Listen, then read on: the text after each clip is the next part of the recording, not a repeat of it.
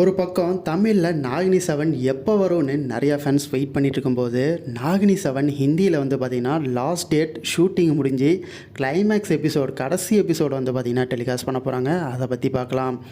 நம்ம விஜய் டிவி ரொம்ப சொதப்பிட்டாங்க. நாகினி 7 டெலிகாஸ்ட் பண்ணுற டப்பிங் சீரியல்னு சொல்லி கொண்டு வந்து பாதியிலே நிறுத்திட்டாங்க.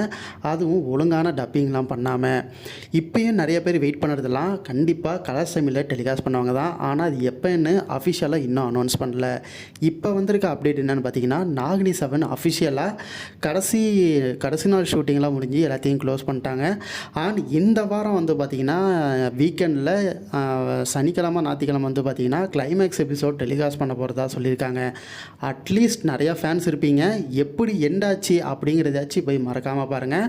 அண்ட் இந்த கிளைமேக்ஸில் வந்து பார்த்திங்கன்னா அனிதா அசனந்தினி, அப்புறம் நாகினி 6ஓட ஹீரோயின் தேஜஸ்வி பிரகாஷ், இவங்களாம் வந்து பார்த்திங்கன்னா அந்த கெட்ட ட்ராகனை அழிக்கிறதுக்கு ஹீரோயினுக்கு ஹெல்ப் பண்ணுற மாதிரி வந்து பார்த்திங்கன்னா என்ட்ரி கொடுக்குறாங்க. ஸோ கிளைமேக்ஸ் பார்க்கணுன்னு நினைக்கிறவங்க மிஸ் பண்ணாமல் பாருங்கள்.